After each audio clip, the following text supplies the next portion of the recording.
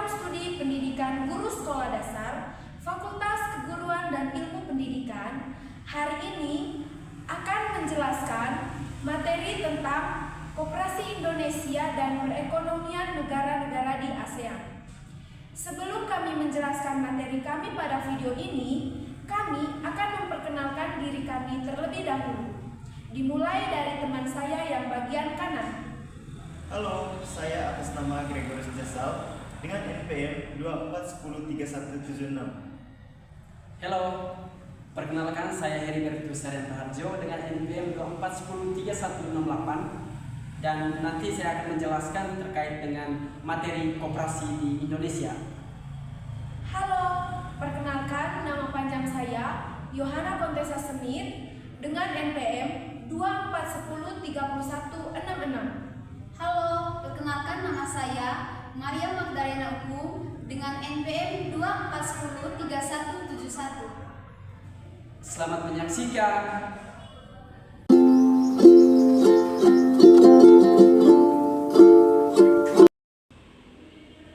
Halo teman-teman, di sini saya atas nama Maria Magdalena Ukum dengan NPM 24103171.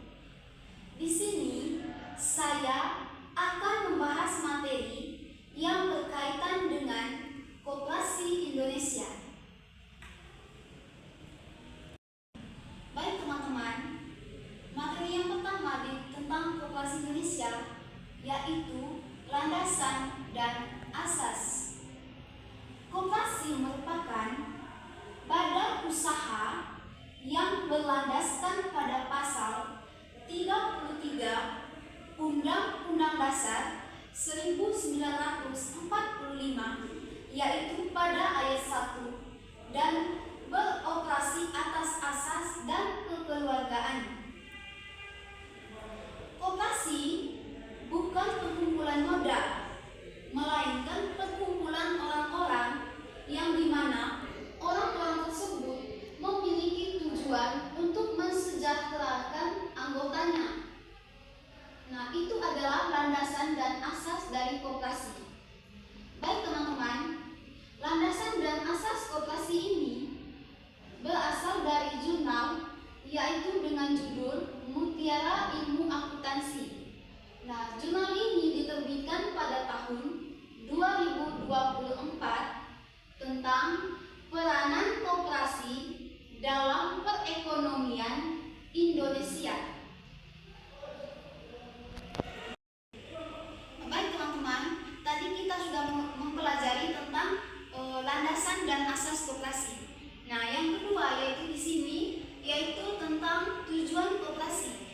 Koperasi tidak hanya memiliki landasan dan asasnya, tetapi koperasi di sini memiliki tujuan tertentu. Orang masuk pada lembaga koperasi, tentu mereka memiliki tujuannya. Nah, di sini tujuan utama dari koperasi yaitu untuk meningkatkan kesejahteraan anggota, pada khususnya dan pada masyarakat umumnya. Selain itu, kesejahteraan ini juga diukur tidak hanya dari keuntungan atau laba, tetapi juga dari manfaat jasa, peningkatan pendapat anggota. Nah, tujuan koperasi ini teman-teman yaitu untuk mensejahterakan anggota. Nah, tujuan ini juga bukan hanya untuk melihat bagaimana peningkatan kesejahteraan masyarakat, tetapi tujuan dari koperasi ini juga yaitu mengukur laba atau keuntungan dan juga manfaat jasa dan peningkatan pendapatan anggota. Nah, baik teman-teman, untuk materi tentang tujuan koperasi ini itu dari jurnal Mutiara Ilmu Akuntansi. Nah, jurnal ini dengan judul Peran Koperasi dalam Meningkatkan Kesejahteraan Bersama, yaitu dan diterbitkan pada tahun 2024. Baik teman-teman, materi yang berikutnya yaitu tentang peran strategi dalam ekonomi. Nah, pada koperasi ini itu terdapat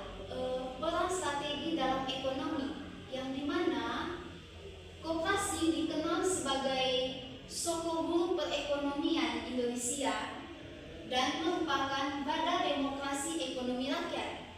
Nah, peran strategi dalam ekonomi ini yaitu koperasi memiliki dua peran. Nah, peran yang pertama yaitu mengembangkan potensi ekonomi anggota. Nah, peran yang kedua yaitu memperkokoh perekonomian rakyat sebagai dasar kekuatan ekonomi nasional. Nah, teman-teman di sini peran yang pertama itu membangun dan mengembangkan potensi ekonomi anggota. Nah, di dalam koperasi, anggota yang masuk di dalam koperasi mereka akan membangun dan mengembangkan potensi yang dimiliki oleh setiap anggota.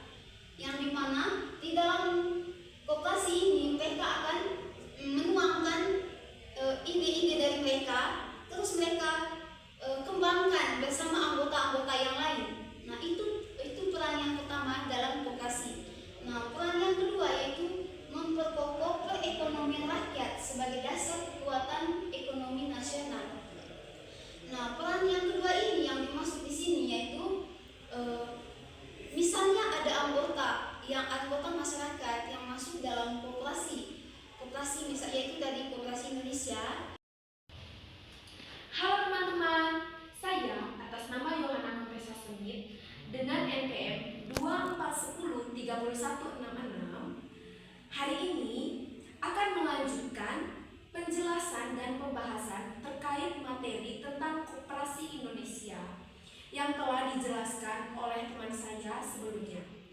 Oke teman-teman, jadi kita akan langsung saja ke materi yang berikutnya.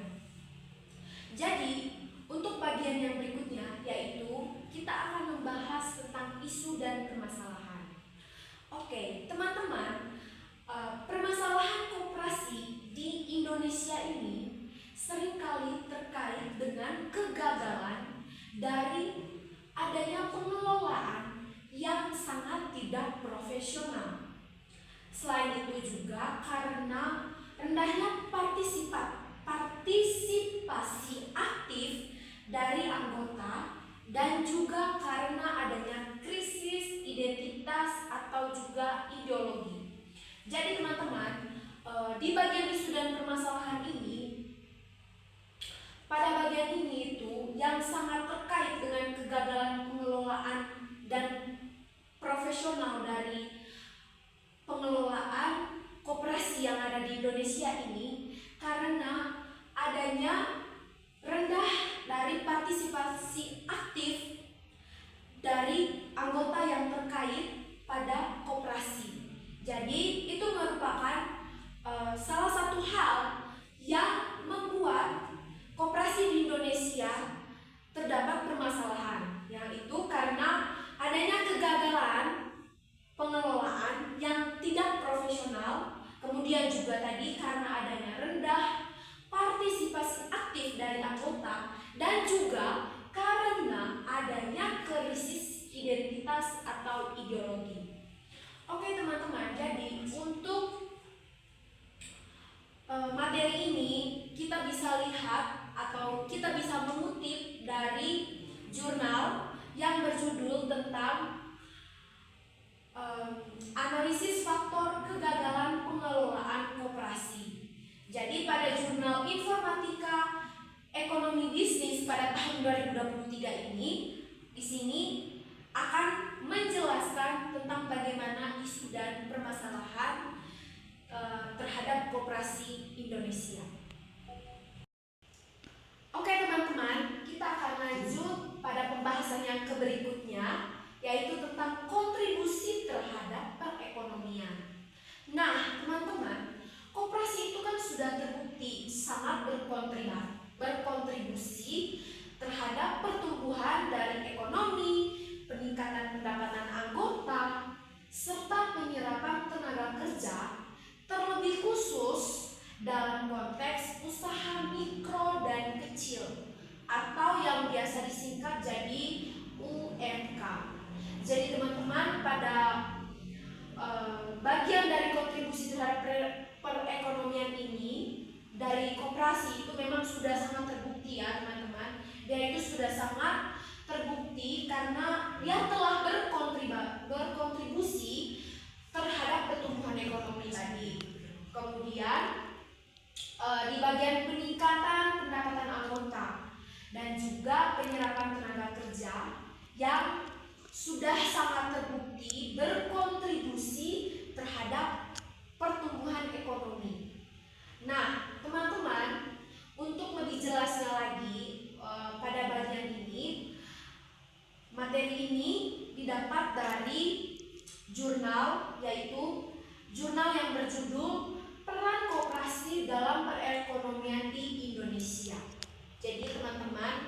bisa melihat jurnal ini untuk melihat lebih jelasnya lagi tentang kontribusi terhadap perekonomian dari koperasi. Oke teman-teman, kita akan lanjut pada pembahasan yang berikutnya, yaitu tentang kinerja dan kesejahteraan.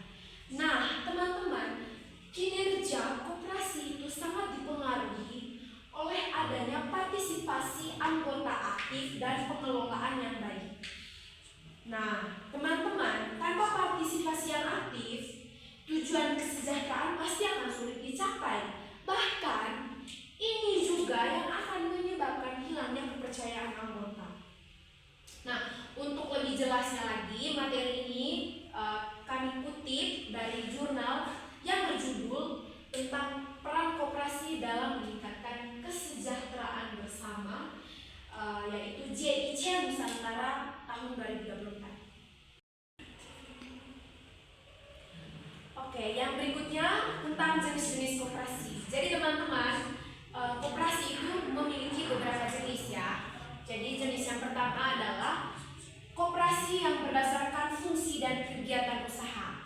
Nah, untuk ini juga pada koperasi berdasarkan fungsi dan kegiatan usaha juga dibagi lagi ke beberapa bagian ya teman-teman. Yang pertama itu ada koperasi konsumen, ada koperasi produsen, ada koperasi pemasaran, dan juga ada koperasi jasa. Nah, untuk materi ini kami kutip dari jurnal yang berjudul tentang jenis-jenis koperasi dan koperasi sebagai badan usaha ya teman-teman.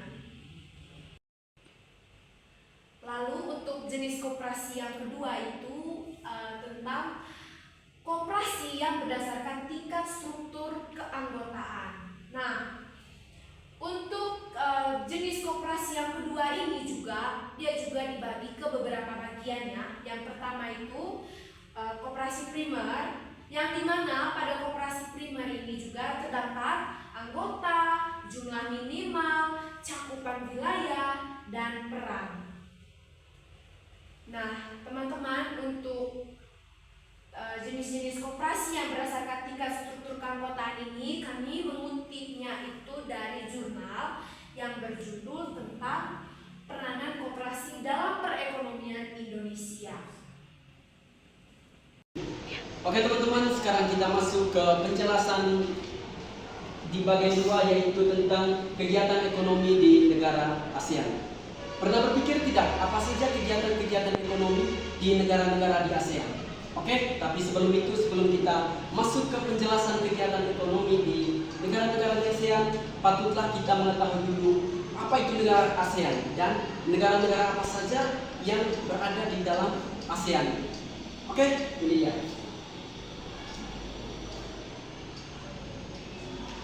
Yang pertama kita masuk di penjelasan ASEAN. ASEAN itu adalah kepanjangan dari Association of East Nation. ASEAN ini di dalamnya adalah negara, kumpulan dari negara-negara yang berada di Asia Tenggara. Dan ada beberapa negara di ASEAN ini. Seperti yang sudah tertera di PowerPoint, ada beberapa negara di ASEAN yang tergabung di dalam ASEAN ini. Yang pertama di sini sudah tertera Indonesia, Malaysia, Singapura, Filipina, Thailand, Brunei Darussalam, Vietnam, Laos, Myanmar, Kamboja, dan Timor Leste. Jadi beberapa kumpulan negara ini itu masuk dalam negara ASEAN dan sudah tergabung di dalam negara ASEAN. Dan beberapa negara ini itu sudah tergabung di dalam sejarahnya. Di dalam sejarahnya ada 5 negara duluan. Oke, sekarang kita masuk ke penjelasan kegiatan-kegiatan ekonomi di negara-negara ASEAN tadi seperti yang sudah saya sebutkan. Yang pertama kita masuk negara yang pertama itu negara kita yang tercinta, itu negara Indonesia. Di sini sudah dijelaskan Indonesia, kegiatan ekonomi Indonesia itu berpacu pada 3 sektor. Ada sektor pertanian, perkebunan, dan juga perairan. Indonesia merupakan negara penghasil pala, karet alam singkong, vanili hingga minyak kelapa. Indonesia menempati posisi ketiga negara penghasil besar dan juga beras dan kakao, serta penghasilan terbesar keempat pada kopi dan tembakau. Jadi teman-teman, Indonesia pijakan ekonominya itu berpijak pada 3 sektor ini. Ada pertanian, perkebunan, dan juga perairan.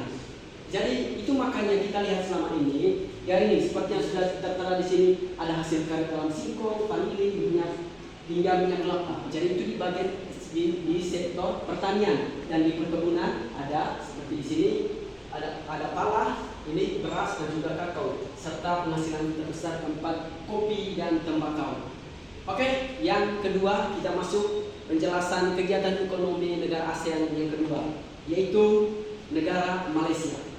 Malaysia fokus kegiatan ekonominya itu berpacu di 3 sektor sama seperti Indonesia. Mereka juga masuk ada di pertanian, perkebunan, tapi yang berbeda mereka di pertambangan. Malaysia menjadi penghasil karya terbesar di dunia. Malaysia juga banyak menghasilkan kelapa, tembakau, dan juga lada. Sementara pada bidang pertambangan, Malaysia menghasilkan timah dengan persentase 32% produksi dunia. Jadi Malaysia juga berpacu pada 3 sektor ekonomi. Kegiatan ekonomi mereka berpacu pada 3 sektor ini. Ada sektor pertanian, perkebunan, dan juga pertambangan. Dan tadi sudah dijelaskan, Malaysia banyak menghasilkan kelapa, tembakau, dan juga lada, dan merupakan penghasil timah terbesar di dunia dengan persentase 32% produksi dunia. Kita masuk ke penjelasan di bagian yang ketiga, negara ASEAN yang ketiga, yaitu negara Singapura. Pernah berpikir tidak negara Singapura pijakan ekonomi atau kegiatan ekonominya apa saja? Oke, ini dia.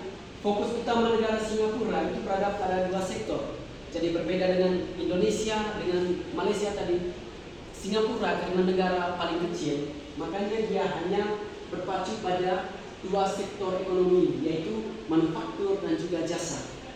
Singapura itu banyak menghasilkan industri tekstil, baja, pakaian, percetakan, dan juga penerbitan dengan volume terbesar di dunia. Jadi ekonomi Singapura itu digerakkan oleh 2 sektor ini. Ada sektor manufaktur dan juga ada di sektor jasa. Itu deh yang menjadi. Oke, sekarang kita masuk di bagian yang keempat, yaitu Filipina. Nah, teman-teman, di sini diterangkan Filipina banyak menghasilkan komoditas di sektor pertanian, mulai dari padi, jagung, tembakau, kopi, ramai, dan juga gula. Pada sektor pertambangan, Filipina juga menghasilkan emas, tembaga, dan juga nikel. Artinya Filipina itu juga bergerak di 2 sektor untuk kegiatan perekonomian. Ada sektor pertanian dan juga ada sektor pertambangan. Jadi dalam kegiatan ekonomi negara Filipina itu berpacu pada 2 sektor ini. Sudah diterangkan tadi bahwa ada di sektor pertanian. Di pertanian tadi mereka menghasilkan tembakau, kopi, ramai, dan juga gula. Dan juga di pertambangan mereka menghasilkan emas, tembaga, dan juga nikel. Jadi pergerakan ekonomi atau kegiatan ekonomi negara ASEAN itu berada pada 2 sektor ini. 2 sektor tadi ada pertanian dan juga pertambangan. Oke, pernah berpikir? Ya, mungkin baru teman-teman tahu bahwa ini Filipina itu masuk hanya 2 sektor ini. Berbeda Indonesia dan Malaysia tadi itu hanya itu di 3 sektor. Tapi Singapura dan Filipina itu bergerak di 2 sektor untuk kegiatan perekonomian. Sekarang kita masuk di sektor atau di negara yang kelima, yaitu Thailand. Dan itu menjadi negara dengan ekspor pertanian kuat di dunia, mengalahkan negara-negara ASEAN lainnya. Selain itu Thailand juga menghasilkan karet, gula, dan tapioka. Teman-teman, jadi di sini itu sudah jelas sekali bahwa sektor utama perekonomian di negara Thailand itu berada di sektor pertanian. Itu makanya mereka menjadi negara dengan ekspor pertanian terkuat di dunia, termasuk juga di ASEAN. Jadi ini Thailand itu kuat di dalam sektor pertanian.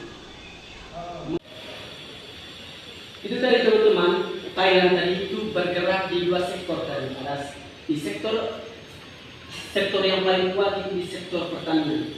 Itu menjadi negara terbesar dengan ekspor pertanian terkuat di dunia.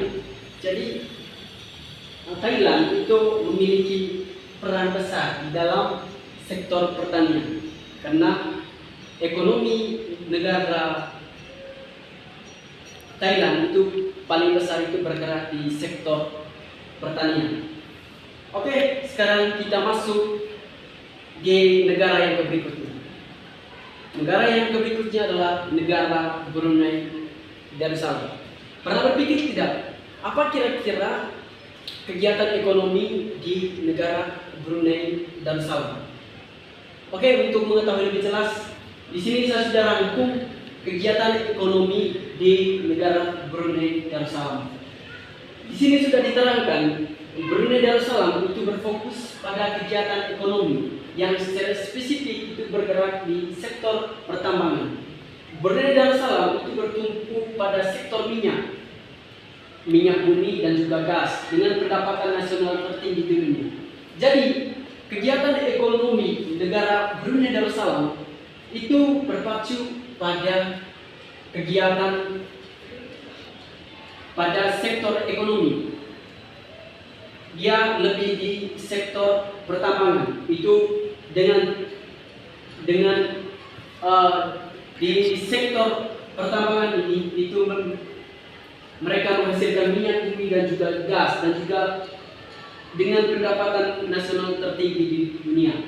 Jadi Brunei Darussalam itu dia untuk kegiatan perekonomiannya itu dia lebih besar ukurannya itu di sektor pertambangan tadi, yaitu dengan sektor minyak bumi dan juga gas.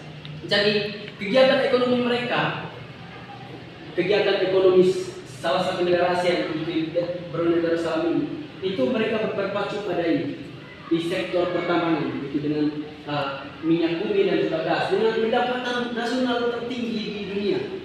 Jadi dari hasil minyak bumi dan juga gas ini mereka mendapatkan penghasilan nasional bukan hanya di negara Asia saja tetapi di dunia dari sektor pertambangan.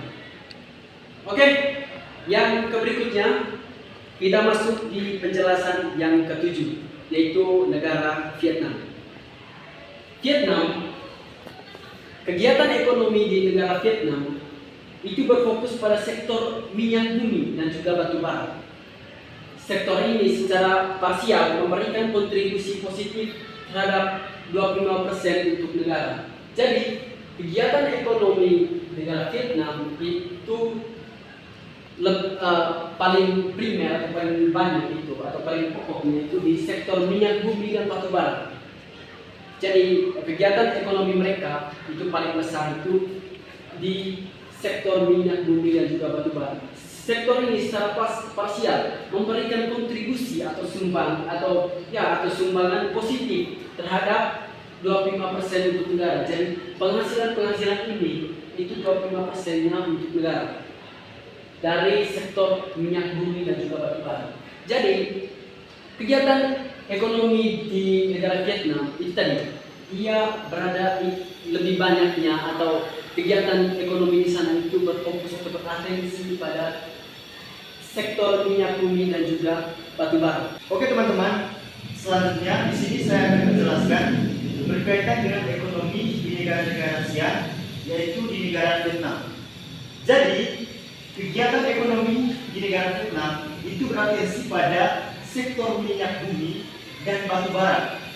Sektor ini secara parsial memberikan kontribusi positif terhadap 25% untuk negara. Nah, di negara Vietnam ini teman-teman berkaitan dengan kegiatan ekonominya itu berfokus atau beratensi pada sektor minyak bumi dan batu bara. Jadi teman-teman, kegiatan ekonomi di negara Laos itu berfokus atau beratensi pada penghasilan padi, kopi dan tembakau.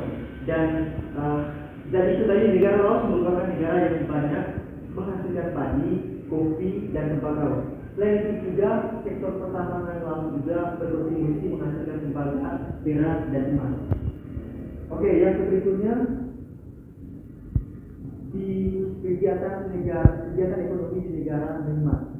Jadi teman-teman, negara ini secara simultan menghasilkan tembaga, emas, gas alam, nikel, dan juga perak.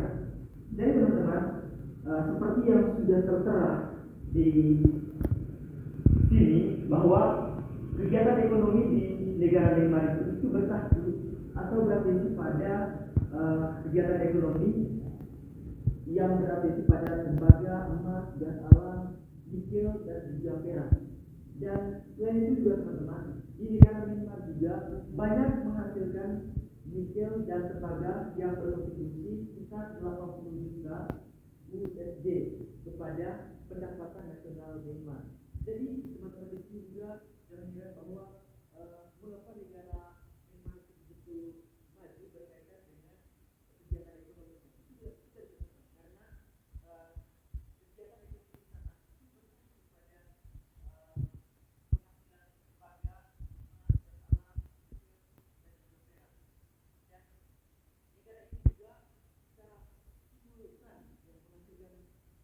dari berbagai penghasilan ekonomi kita teman-teman.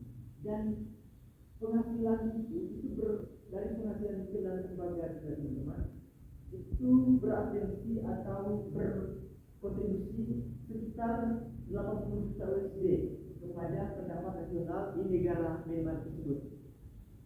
Dan yang berikutnya teman-teman, kegiatan ekonomi di negara ASEAN yaitu di negara Kamboja. Kamboja memiliki kegiatan ekonomi yang bertumpu pada sektor pertanian, utamanya itu beras. Jadi di negara Kamboja teman-teman, itu kegiatan ekonomi itu bertumpu pada sektor pertanian. Itu diatensikan pada pertanian, terutama pada beras. Jadi kegiatan perekonomian di sana juga teman-teman itu beratensi sekali pada sektor pertanian, itu diatensikan pada beras kan. Jadi Kamboja juga, negara Kamboja juga menghasilkan permata dan emas untuk sektor pertanian yang lain. Jadi di sini juga teman-teman jangan heran bahwa negara Kamboja memiliki kegiatan ekonomi yang bertacu pada pertanian dan diatensikan atau utamanya itu berkaitan dengan beras. Dan negara Kamboja juga itu memiliki penghasilan permata dan emas untuk sektor pertanian. Jadi substansi dari kegiatan ekonomi di negara Kamboja ini teman-teman itu beratensi pada pertanian, terutama di beras dengan permata dan emas untuk sektor pertanian. Oke, yang berikut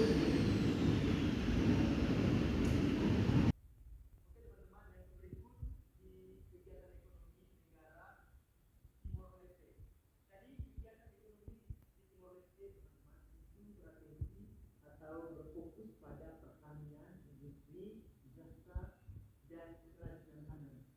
Jadi kegiatan ekonomi di sana teman-teman itu beratensi pada atau berfokus pada kegiatan pertanian dari industri, jasa, dan kerajinan tangan. Jadi jangan heran kalau misalnya banyak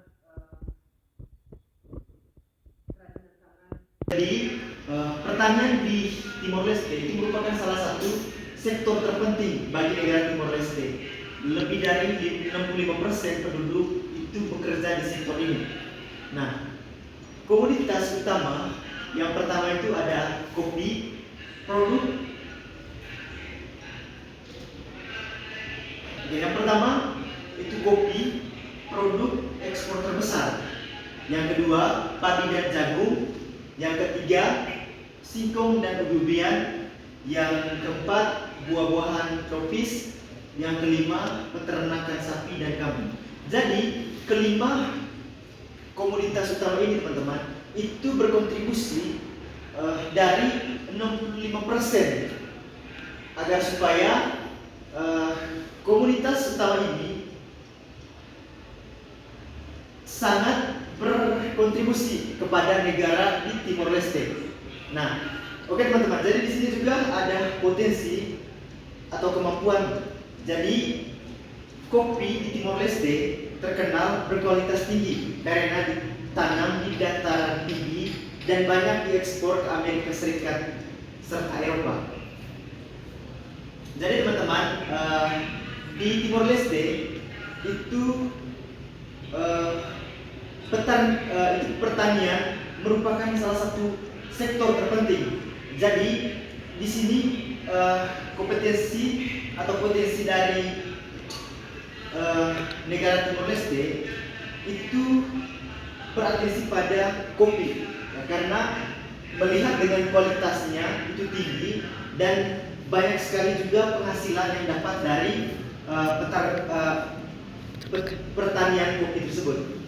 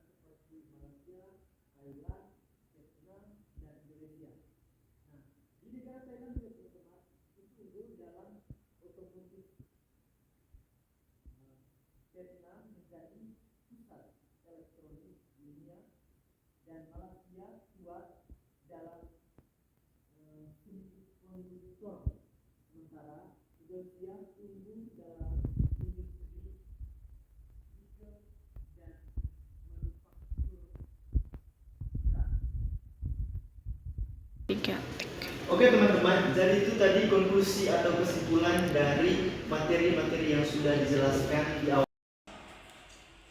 Sektor jasa menjadi kekuatan utama Singapura, Malaysia, Thailand, dan Filipina. Singapura unggul dalam keuangan dan logistik, Thailand dalam pariwisata, dan Filipina dalam BPO serta layanan digital. Sektor jasa juga tumbuh di negara berkembang lain seperti Kamboja dan Laos. Negara-negara kaya sumber daya alam seperti Brunei Darussalam dan Myanmar mengandalkan minyak, gas, dan mineral sebagai komponen utama ekonomi mereka. Hal ini memberi pendapatan besar, tetapi juga membuat ekonomi rentan terhadap fluktuasi harga komoditas. Pariwisata menjadi sektor yang sangat penting di hampir semua negara ASEAN, terutama Thailand, Indonesia, Singapura, Malaysia, dan Kamboja. Wisata budaya, alam, dan sejarah menjadi daya tarik utama dalam memberikan pemasukan yang besar bagi ekonomi kawasan. Perkembangan ekonomi digital mulai muncul di banyak negara ASEAN, Indonesia, Vietnam, Singapura, Malaysia, sedang bertumbuh menjadi pusat e-commerce, fitness, dan startup, menjadikan ASEAN salah satu pasar digital terbesar di Indonesia. Walaupun terdapat ketimpangan ekonomi antar negara, misalnya antara Singapura dan Laos ASEAN, tetap memiliki kekuatan kolektif berupa pasar besar, tenaga kerja produktif, dan potensi intervensi yang sangat tinggi. ASEAN memiliki ekonomi yang dinamis, beragam, dan saling melengkapi. Kegiatan ekonomi negara-negara anggotanya memadukan pertanian yang kuat, industri yang berkembang, jasa yang modern, serta sektor pariwisata dan digital yang terus tumbuh. Potensi ini menjadikan ASEAN salah satu kawasan ekonomi paling penting dalam menjadikan di dunia. Baik teman-teman, itu saja hasil presentasi untuk video kami tentang materi Koperasi Indonesia dan perekonomian di negara-negara yang ada di ASEAN ini. Semoga apa yang telah kami jelaskan pada video kami ini dapat bermanfaat dan berguna bagi teman-teman semua. Terima kasih.